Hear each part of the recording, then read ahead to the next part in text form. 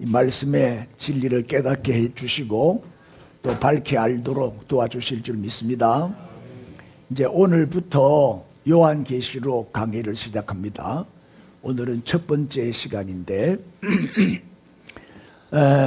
마문을 열기 위해서 내가 퀴즈를 하나 낼게요.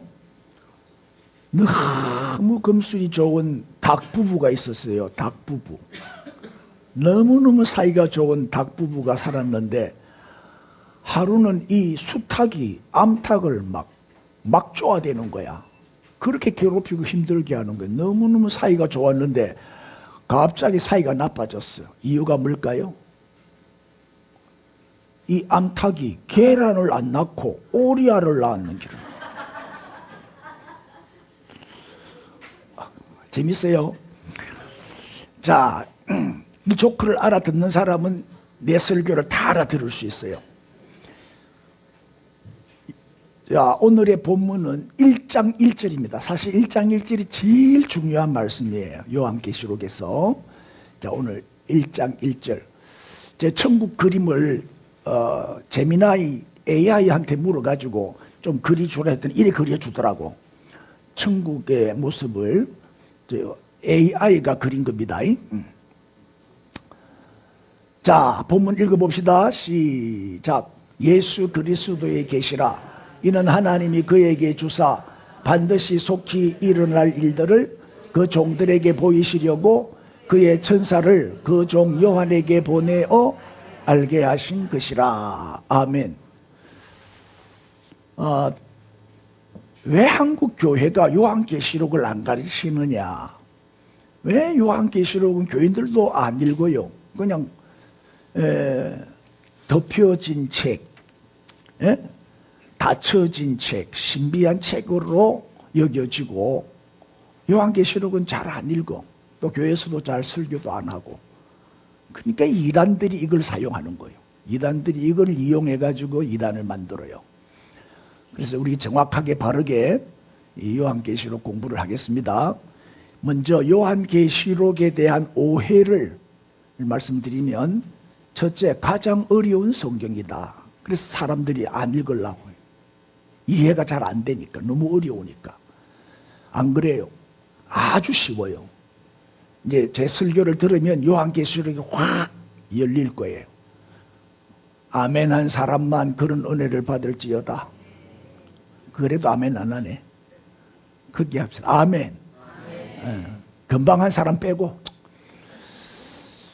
그리고 함부로 읽으면 안 되는 성경이다. 이런 오해를 하고 있어요. 그 다음에는 아주 신비로운 책이고 두려운 책이다. 공포를 주고 불안을 주는 책이다. 그래서 읽으면 안 된다. 이런 오해가 있어요. 읽을수록 더 혼미해지는 성경이다. 읽으면 읽을수록 이해가 안 된다. 혼란에 빠지기 때문이다. 두려움과 공포를 주는 성경이다.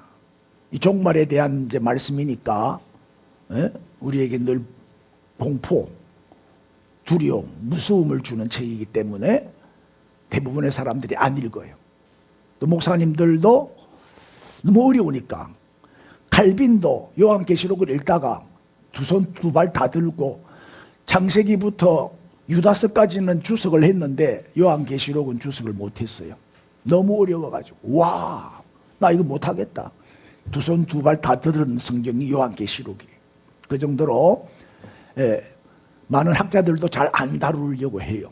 저도 50년 목회 생활에 요한계시록 처음 해봐요. 처음 가르쳐봐요. 제가 77년도부터 이제 이 사역을 시작했거든요. 전도사로서. 목사 안수 받은 지가 벌써 40년 됐더라고. 부교육자 생활 10년. 또 담임 목사가 되고 지금 40년. 그래서 저도 이제 정말 요한계시록에 대한 새로운 관심을 가지고 같이 한번 공부해보자. 자, 그래서 사탄이 가장 싫어하는 성경이 있어요. 성경 창세기부터 계시록까지 성경 중에서 사탄 마귀가 제일 싫어하는 성경이 뭐냐면 창세기와 요한계시록이에요. 처음과 끝이잖아요. 첫 번째 책이 창세기고 마지막 책이 요한계시록이죠. 이걸 제일 싫어해요. 왜 그러냐? 창세기에는 사탄 마귀의 정체가 다 드러나요. 우리 성경은 창조론을 말씀하고 있죠. 근데 학교에서는 뭘 가르쳐요? 진화론을 가르쳐요. 진화론은 사탄 마귀가 만든 사상이에요. 이 세상은 사탄이 장악해가 다스리기 때문에 학교 가르치는 것들도 다 거기에 포커스가 맞춰져 있어요. 창세기 벌써 3장에서 사탄의 정체가 다 드러나잖아요. 속이는 자, 미혹하는 자, 하나님과 같이 되려는 교만한 자. 아담과 하와를 타락시키고 죄의 시조로 만든 이 사탄 마귀, 뱀으로 그죠? 등장하는 장면이 창세기에 나오죠. 그 창세기를 읽으면 사탄 마귀가 어떤 놈인지를 알 수가 있어요. 그러니까 창세기를 못 읽게 해요. 방해를 하죠. 그 다음에는 요한계시록을 왜 못 읽게 하냐? 사탄 마귀의 결말을 보여주잖아요.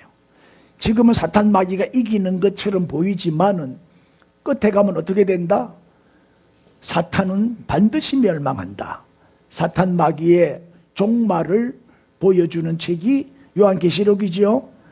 그러니까 사탄 마귀가 이 요한계시록을 싫어해요. 그래서 계시록을 좋아하는 사람들은 대부분 어떤 사람들이냐? 이단들이요. 이단들이 이거를 무기로 사용해가지고 계시록을 잘못 해석해가지고 이제 이단을 만들어내죠. 뭐 시한부 종말론 같은 예수님은 몇 년, 몇 월, 며칠 날 오신다 이런 거짓 예언을 해가지고 사람들을 미혹을 하고 그러는 거예요. 자, 그래서 이 사탄이 창세기와 계시록은 읽지 마라 이렇게 방해를 놔요. 그래서 교회들도 잘 안 가르쳐요. 그리고 교인들이 몰라. 이 종말에 일어날 일들을 전혀 몰라요. 이단의 말을 듣고 미혹에 빠지는 거예요. 그게 맞나? 네. 그래서 이제 오늘부터 다니엘서 강해에 이어서 다니엘도 구약의 요한계시록이죠. 구약의 종말론을 다룬 책이 다니엘서잖아요. 그리고 우리가 16주 동안 다니엘서 공부를 마쳤어요. 이제 오늘부터는 요한계시록을 공부합니다. 자, 제일 중요한 1장 1절을 읽었는데 이 1장 1절이 요한계시록의 전체를 딱 한마디로 보여주는 아주 요한계시록의 주제고 핵심이고 심장이죠.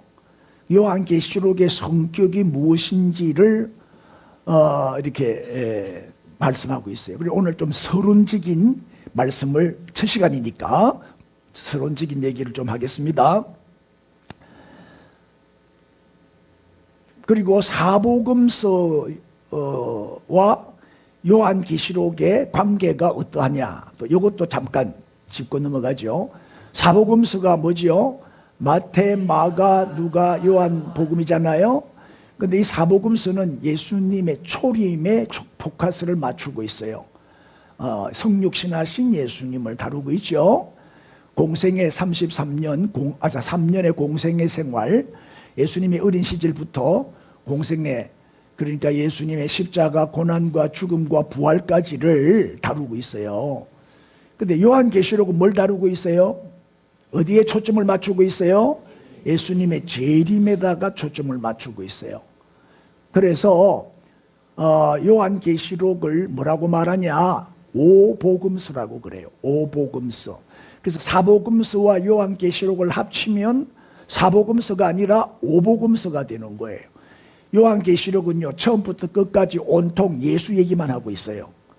예수님의 계시라 이 말. 예수님에 관한 예수님이 누구인지, 예수님을 바로 알게 되고 바로 믿게 되고 또 바로 살게 되고, 그게 요한계시록이에요.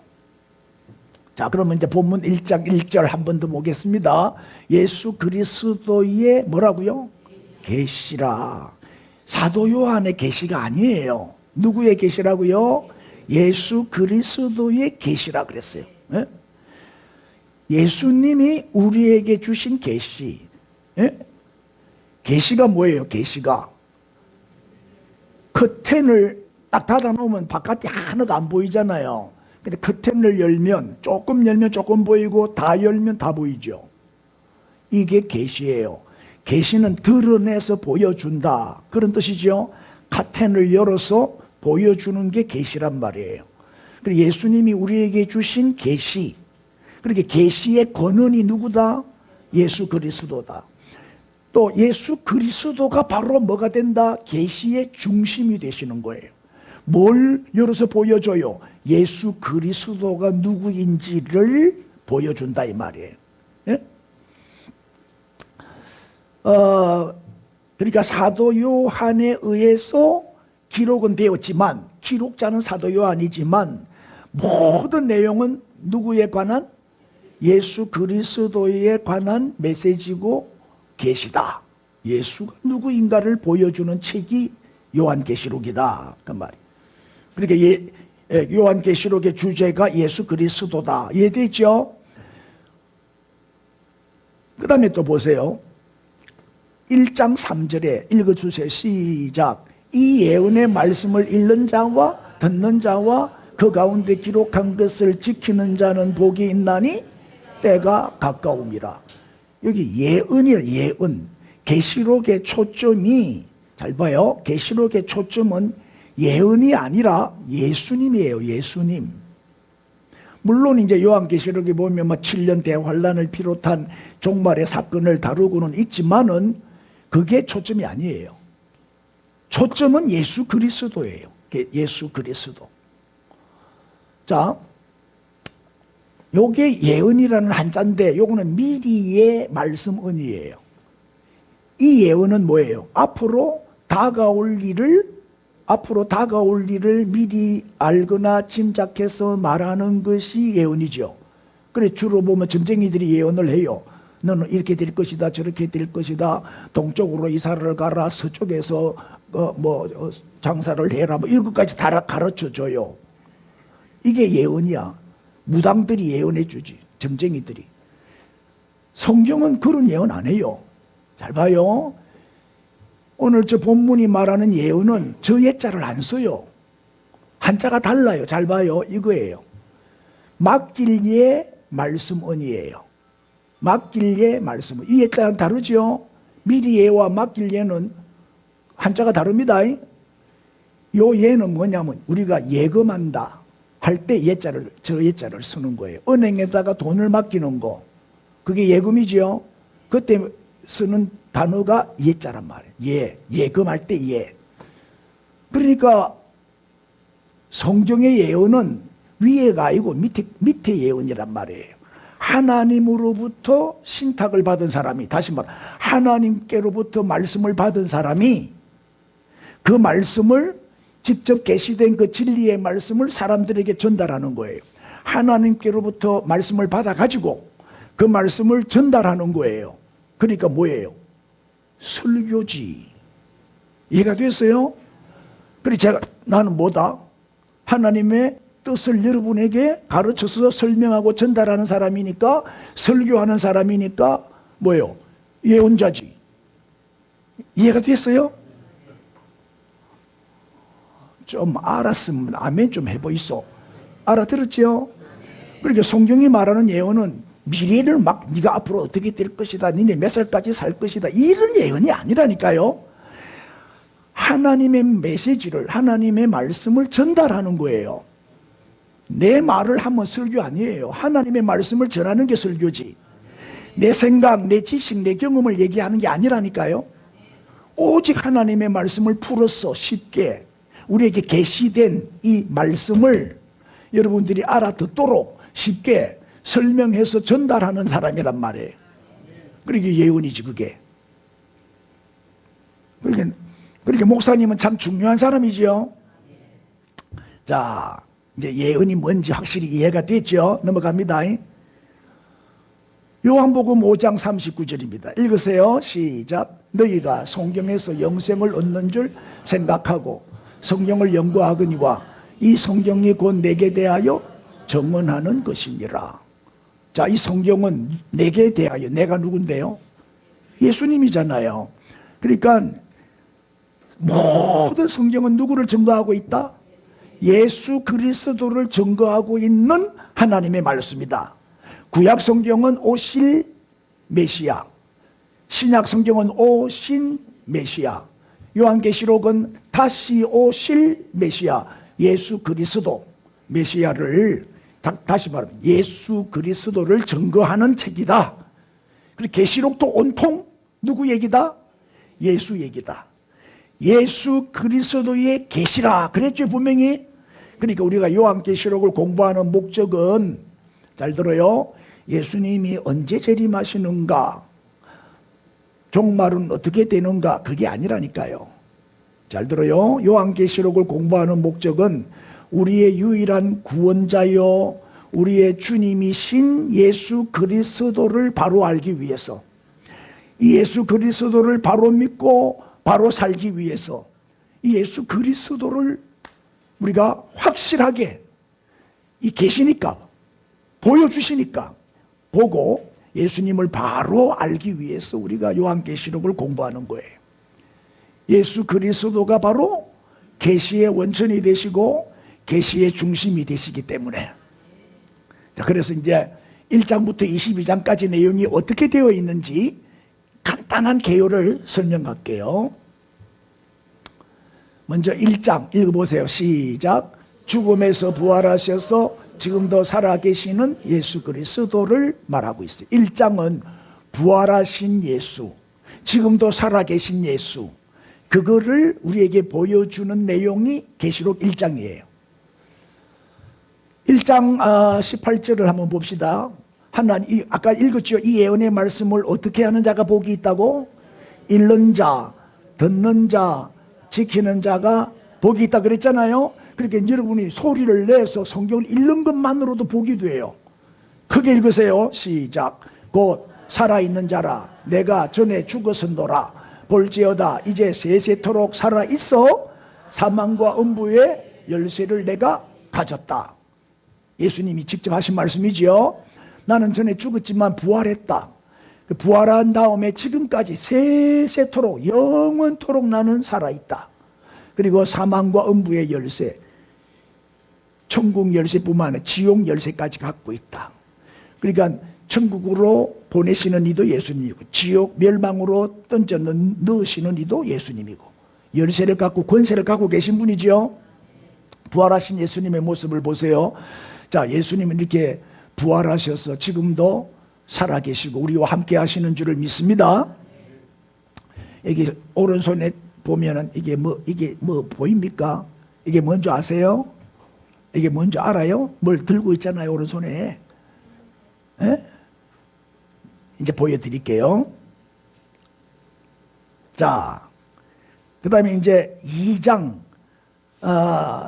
요한복음 1장은 지금도 살아계신 부활하신 예수님 영광스러운 모습을 우리에게 딱 보여주심으로 요한계시록이 시작이 돼요. 그 다음에 2장과 3장은 시작, 교회의 주인이 되시는 예수 그리스도예요. 당시에 그 터키죠. 지금 터키가 그 당시 그 소아시아라 그래요. 거기에 7교회가 있었어요. 그 7교회에 보낸 편지가 요한계시록이에요. 요한계시록은 수신자가 7교회예요. 7교회에 보낸 편지란 말이에요. 편지. 그래 7교회가 중요해 하거든요.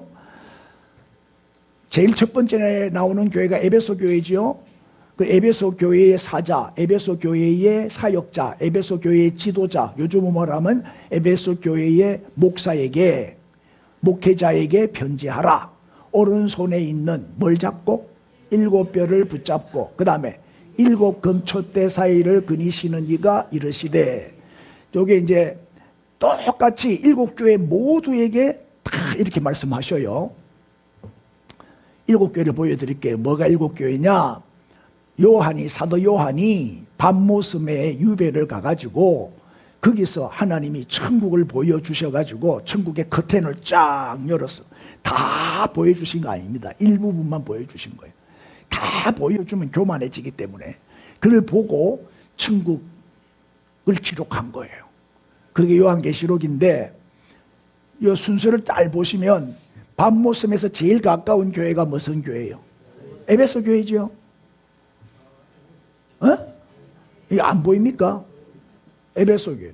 에베소 다음에 스무나, 그 다음에 버가모, 두아디라, 사데, 빌라델비아 이렇게 뺑 이렇게 돌려.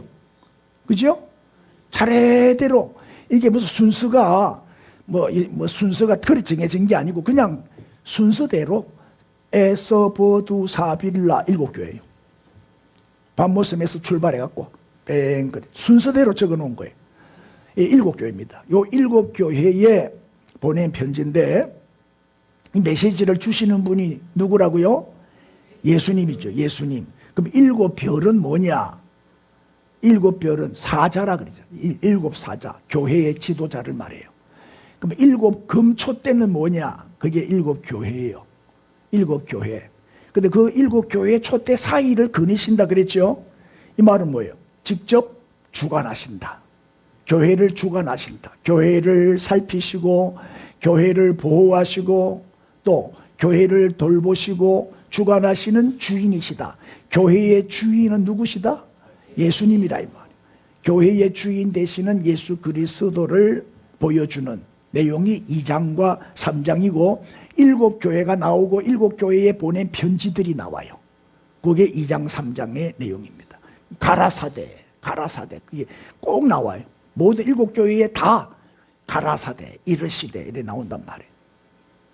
자, 그러면 그림으로 한번 봅시다. 7별을 붙잡고 7금초대 사이를 거니시는 이가 누구죠? 예수님. 그 예수님. 요 손에 있는 7별이 뭐라고요? 교회의 지도자, 목회자, 목사를 말해요. 오늘날을 말하면 목사겠죠? 목회자. 그다음에 7촛대는 뭐죠? 이게 7교회예요. 7교회 사이를 거니신다 이 말. 7교회를 돌보신다, 주관하신다 그 말이죠. 그 다음에 이제 4장 5장 내용을 봅시다. 시작. 천국의 영광이 되시는 예수 그리스도. 천국의 영광이 되신다. 쉽게 말하면 하늘 예배, 천상에서 드리는 예배, 그 장면을 보여주신 거예요. 그래서 사도 요한은 천국의 영광을 이렇게 커튼을 쫙 열어가지고 보여주시는 그 내용을 기록하고 있어요. 그리고 먼저 간 성도들이, 우리보다 먼저 간 성도들 많죠. 우리 부모님들, 형제들, 그죠? 천사들과 함께 구속받은 모든 시대의 하나님의 백성들을 말해요. 먼저 간 성도들이 하나님께 예배 드리는 장면이 얼마나 영광스러워요. 천국에서 드리는 그 영광스러운 예배 장면이 4장과 5장에 나와요. 그래서 찬양과 영광과 존귀를 받기에 합당하신 그 주님께 예배하는 광경이 나옵니다. 그게 4장 5장 내용입니다. 그 다음에 6장부터 18장까지는 시작. 역사의 심판주가 되시는 예수 그리스도. 자, 역사의 주인이시고 역사를 다스리시는 이가 누구죠? 우리 주님이잖아요. 우리 주님께서 역사의 모든 죄악을 어떻게 하셔요? 심판하시는 거예요. 다시 오시는 예수님, 재림하시는 예수님은 심판주로 오시죠. 그래가지고 6장부터 18장까지 내용이 7인재앙, 또 7나팔, 7표적, 7대적 재앙들이 쭉 나오고, 그 다음에 적그리스도가 통치하는 7년 대환란이 나오고, 그 다음에 결국 바벨론의 멸망, 바벨론이 세상 나라를 말하죠. 바벨론의 멸망이 나옵니다. 그게 6장부터 18장까지죠. 이게 사실은 핵심이라 할 수 있어요. 그 다음에 19장부터 22장 시작. 역사의 완성자가 되시는 예수 그리스도. 역사를 완성하신다. 이 세상 나라는 뭐예요? 다 불의한 나라고 죄악의 세상이니까 이 세상 나라는 다 멸망해요. 이 지구는 종말을 고하게 되죠. 그냥 완성되는 나라는 어떤 나라예요? 이 세상 나라는 다 멸망하지만 주님이 세우시는 나라, 하나님의 나라, 메시아 왕국이 영원하다 이 말이에요. 예? 자, 이 만물을 창조하신 이가 하나님이잖아요. 삼위일체 하나님. 우리 예수님도 천지 만물을 창조할 때 같이 참여하셨어요. 삼위일체 하나님이 세상을 만드셨으니까. 그래 만물을 창조하시고 역사를 시작하시고 역사를 섭리하시고 통치하시고 다스리시고 이 역사를 완성하시는 분이 누구다? 예수님이다. 예수님이다. 그래서 21장 22장은 제일 마지막 장 내용은 새 하늘과 새 땅, 새 예루살렘, 천국의 모습을 우리에게 보여주고 있습니다.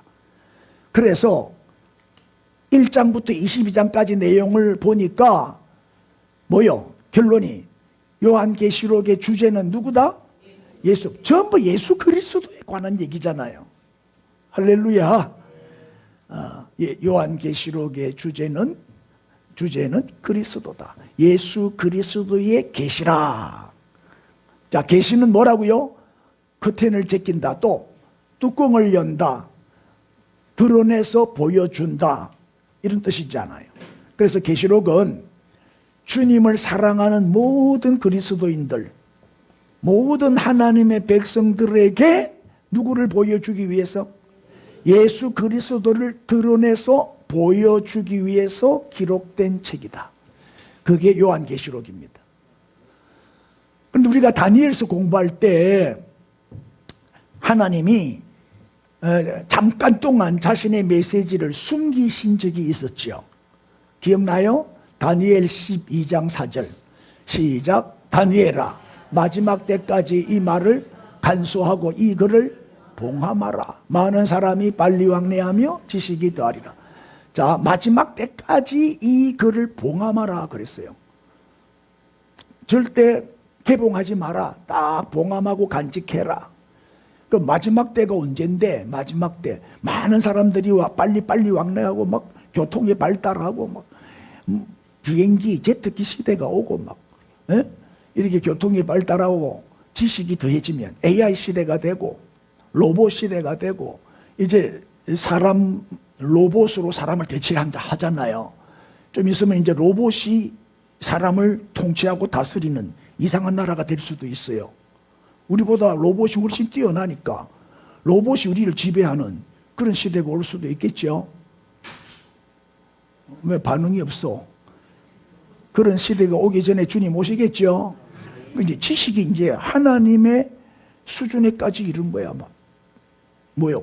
줄기세포니 뭐니 만들어 갖고 사람을 복제도 해놓고 막 인공 장기 다 만들잖아요. 심장이 안 좋다. 그럼 심장 떼내버리고 인공 심장 집어넣으면 돼. 그럼 안 죽어. 푸틴이 그랬잖아. 나는 영생한다고. 고쳐보면 되니까. 교체해버리면 되니까. 이런 시대가 왔어요. 얼마나 지식이 발달했어요. 요새는 솔직히 뭐 대학 다닐 필요 없어요. AI한테 물어보면 다 가르쳐 주는데 뭐.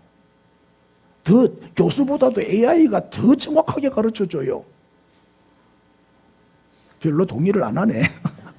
그런 시대가 왔어요 지금. 이제 간판 시대 지났어요. 학벌 그거 갖고 먹고 사는 시대 아니에요 이제는. 맞죠? 그러니까 이제는 미래를 읽을 줄 알아야 돼. 로봇가 못하는 거를 공부해야 돼.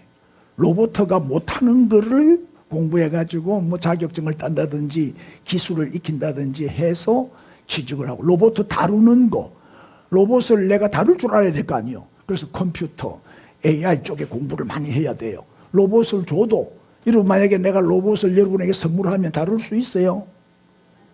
내가 장로님한테 3천만 원짜리 로봇 하나 사줄까? 사줘봐야 필요 없어 나 다룰 줄 몰라 이럴 건데, 적어도 다룰 줄을 몰라. 그걸 공부해야 되지. 그런 거를 공부해야 되는 거야. 앞으로는 잘 달아야 되니까. 말씀이지요. 마지막 때. 그럼 마지막 때가 언제냐? 계시록 22장 10절에는 반대로 말하고 있죠. 또 내게 말하되, 시작, 이 두루마리의 예언의 말씀을 그 다음에 임봉하지 말라. 열어라. 이제 드러내라. 숨겨놓았던 걸, 숨겨놨던 거를 이제 공개해라 그 말이지요. 왜? 때가 가깝기 때문에. 그럼 마지막 때가 언제냐? 마지막 때가 되면은 열어야 되는데, 이 개봉을 해야 되는데, 마지막 때가 언제냐? 언제지요? 사람들은 예수님 재림 직전이 마지막 때라고 말을 하지요. 대부분 예수님 재림 직전이 마지막 때가 아이가 종말 아이가 이런. 아니요. 언제부터가 종말이죠? 저 다니엘은 예수님 오시기 한 500년 전의 인물이요. 예수님 오시기 전에 저 계시를 받았단 말이에요. 종말에 대한 계시를. 근데 그거를 딱 숨겨놨다가 언제 열어라? 예수님이 오시면, 이 말이에요.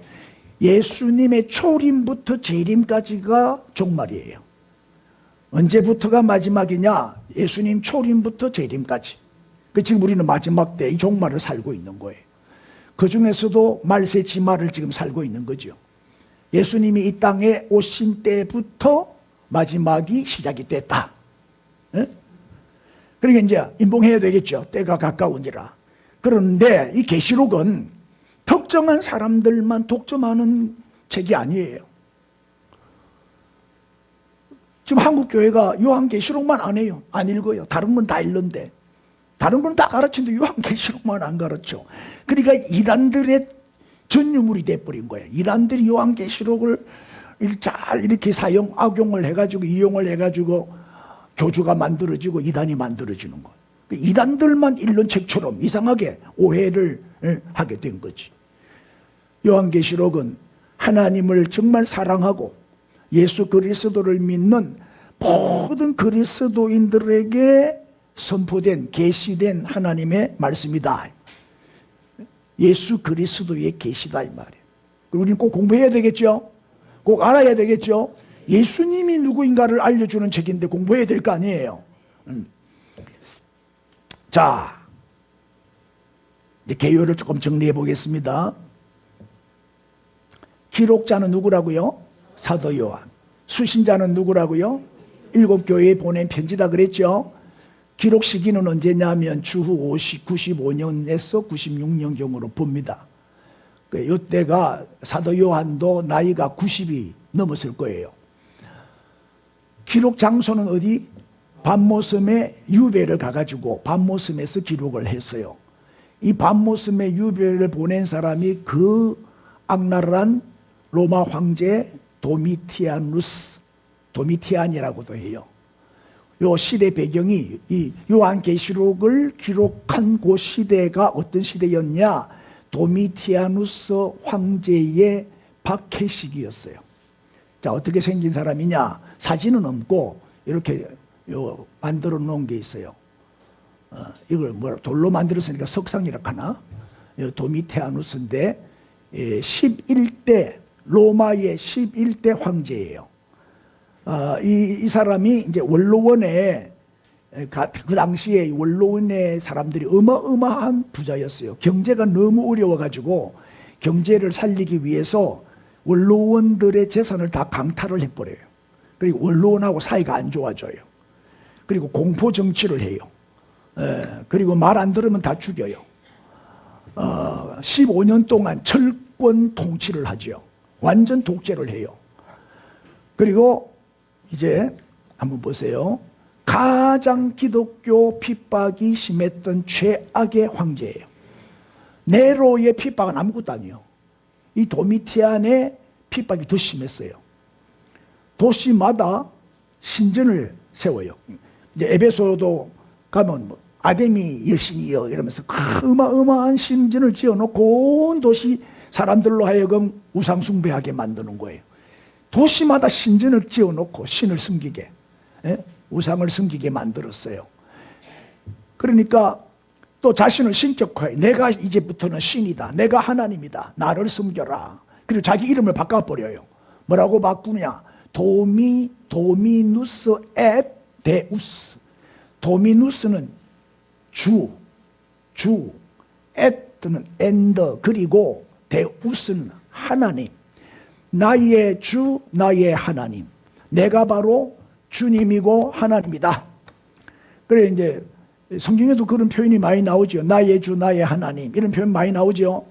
이게 도미티아누스의 칭호예요. 자기를 신으로 만들어버려요. 자기를 섬겨라. 내가 신이다. 그리고 사람들이 부를 때도 도미누스 앳 데우스 이렇게 불러야 돼요. 내가 하나님이란 나의 주 나의 하나님 이런 뜻이거든요. 자, 그러니까 기독교인들이 찬성해요, 반대해요? 반대할 수밖에. 유대인들도 유일신앙을 갖고 있잖아요. 여호와 유일신앙. 하나님만 신인데 지가 신이라고 하니까 반대할 수밖에. 반대하고. 그리스도인들도 마찬가지죠. 반대를 하니까 그때부터 이제 기독교인들 자기를 신이라고 하는데 반대하는 사람들은 다 잡아 죽이는 거예요. 어떻게 죽이냐? 이런 식으로. 이제 원형극장에다가 굶주린 사자를 풀어가지고 이제 물어 죽게 하는. 기독교 말살, 내가 기독교 씨를 말려버리겠다. 열받아가지고 자기를 반대하니까. 그때부터 이제 엄청난 기독교 핍박이 닥치는데 맹수밥이 되게 하고 십자가에 매달아서 죽이고 또 십자가에 매달아 놓고 밑에 불을 질러버려. 그래가지고 태워 죽이는 거야. 독사가 우글거리는 독사의 굴 속에 집어넣어가지고 독사한테 물려 죽게 하고 또 이제 양껍데기를 입혀. 양껍데기를 입으면 멀리서 맹견이 양인 줄 알고 달라드는 거야. 그래서 물어뜯어 죽게 하고 여러 가지 잔인한 방법을 총동원해가지고 기독교인들을 죽였어요. 저때 이제 엄청나게 많은 기독교인들이 순교를 당했죠. 대부분의 사람들은 배교를 하죠. 배교. 살려주세요. 나 예수 안 믿을게요. 나 예수가 누군지 몰라요. 그러면 살려줘. 근데 예수님을 시인하고 예수님을 믿는다고 하면 다 죽여. 그래서 살기 위해서 배교를 하는 거야. 그러다 보니까 교회가 어떻게 돼요? 점점 약해지겠죠. 그리고 교회는 무조건 다 잡아 죽이기 때문에 이제 도망을 갈 수밖에 없는 거예요. 그래서 기독교인들이 다 이제 도망을 가는데 그래서 생긴 게 뭐냐? 카타콤. 갑바도기아에 가면은 데린쿠유라고 하는 지하 도시가 있어요. 저때 만들어진 거예요. 저때 기독교인들이 도망을 가가지고 땅속으로 들어간 거예요. 땅속으로. 숨을 데가 없으니까. 그래가지고 땅속으로 들어가서 이제 기독교인들끼리 암호가 있어요. 암호가. 그게 뭐죠? 익투스. 물고기 모양을 착 그리면 아, 같은 교인이구나. 그러니까 불신자들은 모르니까. 그래서 서로 소통도 하고 그랬는데, 자, 이제 카타콤 그림을 한번 보여드릴게요. 이게 로마에 가면은 있는 카타콤 지금 관광지지요. 카타콤은 지하 도시인데 이제 사람들이 거기에 이제 이 도미티안의 핍박을 피해가지고 거기에 숨어서 생활한 거는 그렇게 길지는 않아요.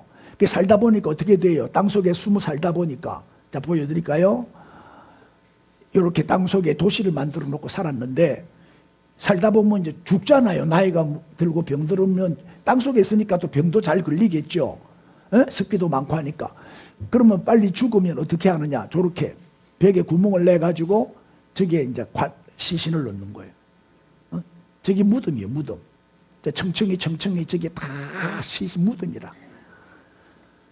그래서 로마의 카타콤에서 발견된 유골이 한 50만 개 이상, 50만 명 이상이 저 땅 속에서 살다가 죽어가지고 그냥 시신을 저기 안치를 한 거죠. 그 지하 묘지가 돼버렸어요. 카타콤이. 응? 그림을 보여드릴게요. 요렇게. 이런 식으로 파고 저게 지하 20층까지 내려갔대요. 땅속 밑으로. 지하 20층까지.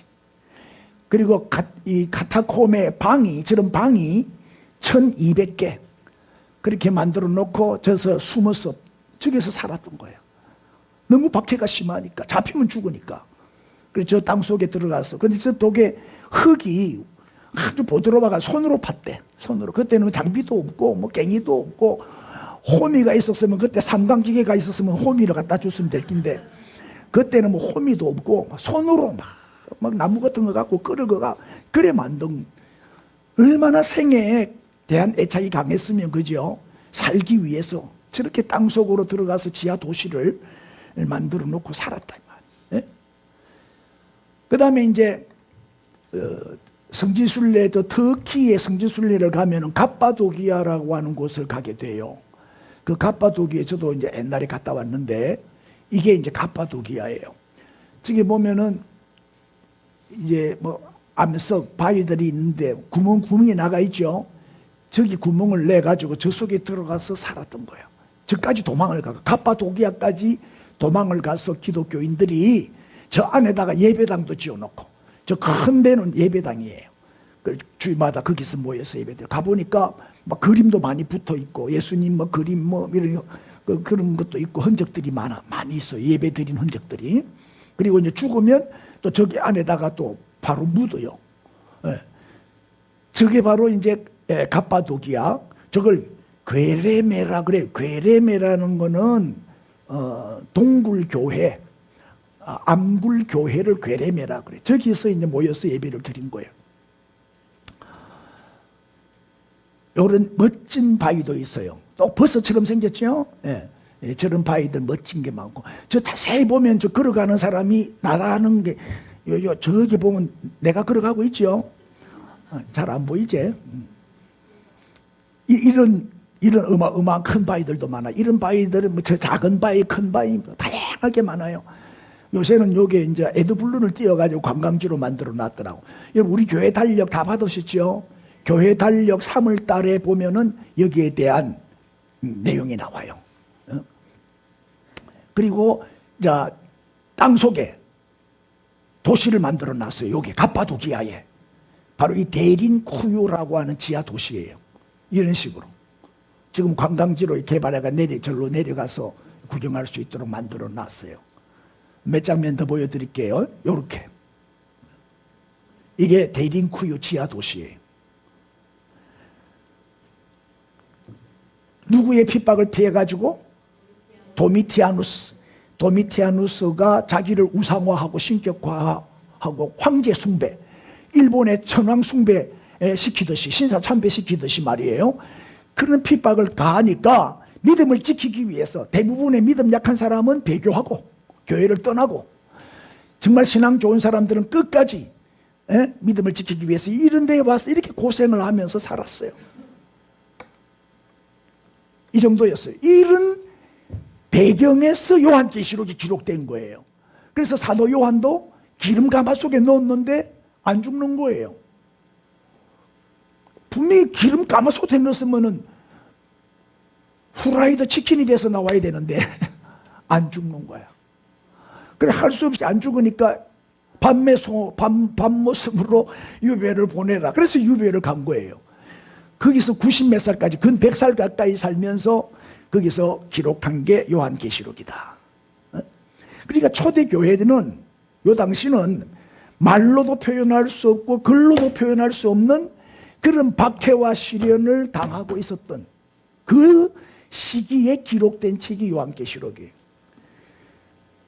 지금 당장은 기독교인들이 죽고 도망다니고 또 유배 가고 하니까 사도 요한이 패배하는 것처럼 보였죠. 그리스도인들이 패배하는 것처럼 보였죠. 그러나 마지막에는 어떻게 된다? 마지막에는 승리자이신 그리스도와 더불어 왕노릇하게 되고 역사를 다스리시는 승리자가 된다는 것을 우리에게 소망을 주고 믿음을 주는, 그를 강조하는 책이 요한계시록이다. 요한계시록은 우리에게 두려움을 주는 책이 아니고 기쁨을 주고 희망을 주고 소망을 주는 책이다. 반드시 우리는 이긴다.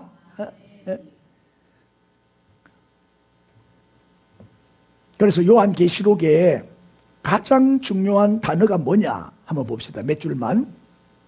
5장 5절에 보면은 장로 중에 한 사람이 내게 말하되 울지 말라. 유다, 시작. 유다 지파의 사자 다윗의 뿌리가 이겼으니 그 두루마리와 그 7인을 떼시리라 하더라. 요 다윗의 뿌리가 누구요? 예수님이잖아요. 예수님이 이겼다는 거예요. 요한계시록에서 계속 강조되는 단어가 이겼다는 거예요. 이긴 자. 또 6장 2절에도 이에 내가 보니 흰 말이 있는데 그 탄자가 활을 가졌고 면류관을 받고, 시작, 나아가서 이기고 또 이기려고 하더라. 또 이겼다. 계속 이긴다는 단어가 강조되고 있어요. 계시록 11장 15절에도 일곱째 천사가 나팔을 불 때 하늘에 큰 음성이 나서 이르되 세상 나라가 우리 주와 그의 그리스도의 나라가 되어, 시작, 그가 세세토록 왕노를 하시리로다. 세세토록 영원히 왕노를 한다는 거죠. 이게 승리예요. 승리. 승리를 말하고 있는 거고, 또 계시록 15장 2절에도 내가 보니 불이 섞인 유리바다 같은 것이 있고 짐승과 그의 우상과 그의 이름의 수를 그 다음에 이기고 벗어난 자들이 유리바닷가에 가서 하나님의 금은고를 가지고 연주하더라. 자, 이런 내용들 계속 이기고 또 이기고. 그래서 계시록에서 계속 강조하는 단어가 이긴다. 인사합시다. 우리도 이깁시다. 한 번 더, 우리도 이깁니다. 요게 요한계시록의 초점이고 심장이다. 요한계시록의 심장. 최후에 어떻게 된다? 지금은 지는 것 같아도, 지금은 환난과 핍박을 당해도 반드시 끝에 가서는 회복된다. 승리한다. 우리는 구원받는다. 우리가 이긴다. 이게 요한계시록의 핵심 주제고 초점입니다. 자, 역사의 암흑과 수많은 시련과 박해에도 1세기의 그리스도인들, 초대교회 성도들은 그 고난을 이겨냈어요. 네? 순교를 당하면서도 믿음을 지켰어요. 그게 이긴 거지요. 승리한 것처럼 계시록이 주는 이 메시지를 통해서 우리도 이 마지막 때 지금 살고 있는데 끝까지 믿음 잘 지키고 이 영적 싸움에서 백전백승하는 이기는 자가 다 되실 수 있기를 우리 주님의 이름으로 축복합니다. 할렐루야. 그 자리에서 다 일어나시고 우리 함께 뜨겁게 한번 기도하겠습니다. 환난과 핍박 중에도 승리한 초대교회 성도들처럼 우리도 끝까지 믿음 잘 지키고 승리하게 해 주옵소서. 우리 주여 부르고 통성으로 기도합니다. 주여, 주여, 주여, 감사합니다. 오늘부터 요한계시록